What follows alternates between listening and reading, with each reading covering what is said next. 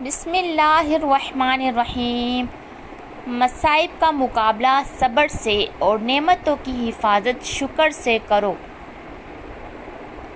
عقل مند وہ ہے جو اپنی زبان کو غیبت سے بچائے، اور مومن وہ ہے جس کا دل شک سے پاک ہو۔ جب تمہارے دل میں کسی کے لیے نفرت پیدا ہونے لگے تو فوراً اس کی اچھائیوں کو یاد کرنے لگو۔ سب سے پہلی عبادت یہ ہے کہ انسان مصیبت میں صبر کر کے اللہ تعالیٰ کی طرف سے مدد کا منتظر رہے۔ اپنے عیبوں پہ نظر رکھ اور اپنے بھائی کے عیب چھپا تاکہ تو بے پردہ نہ ہو جائے۔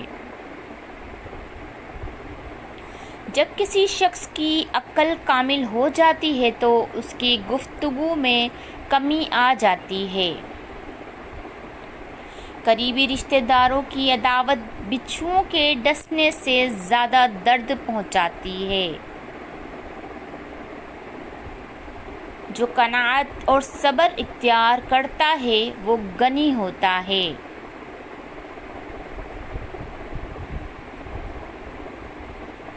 جو آدمی غفلت میں رہتا ہے وہ جہالت میں پڑا رہتا ہے، اور جو جہالت میں پڑا رہتا ہے وہ بیکار رہتا ہے۔ نصیحت دوسروں کے حال پر غور کرنے سے حاصل ہوتی ہے۔ اخلاق وہ چیز ہے جس کی قیمت کچھ نہیں دینی پڑتی، ہاں مگر اس سے ہر انسان خریدا جا سکتا ہے۔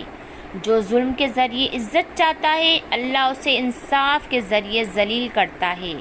لوگوں سے یاد کرنے کا شکوہ مت کرو، کیونکہ جو انسان اپنے رب کو بھول سکتا ہے وہ سب کو بھول سکتا ہے۔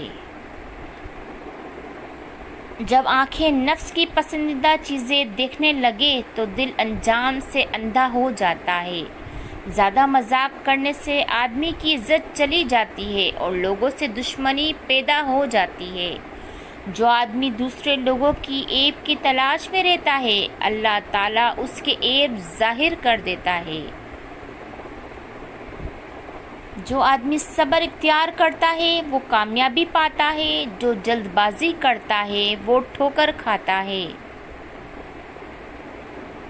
جو آدمی اللہ تعالیٰ کی بارگاہ میں عزت پا لیتا ہے اسے کوئی غالب سے غالب بھی ذلیل و رسوا نہیں کر سکتا۔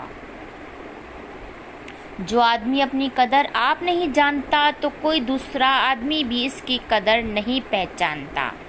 دنیا داروں کی صحبت سے پرہیز کر، کیونکہ اگر تنگ دست ہوگا تو تجھے حقیر سمجھیں گے، اور اگر زیادہ مالدار ہوگا تو تجھ سے حسد کریں گے۔ جو آدمی اللہ تعالیٰ کے سامنے اپنی عاجزی ظاہر کرتا ہے تو دنیا داروں کی اونچی گردنیں اس کے سامنے ذلیل و پست ہو جاتی ہیں۔ تین چیزیں حافظے کو زیادہ کرتی ہے اور بلغم کو ختم کرتی ہے: مسواک کرنا، روزہ رکھنا، قرآن پاک کی تلاوت کرنا۔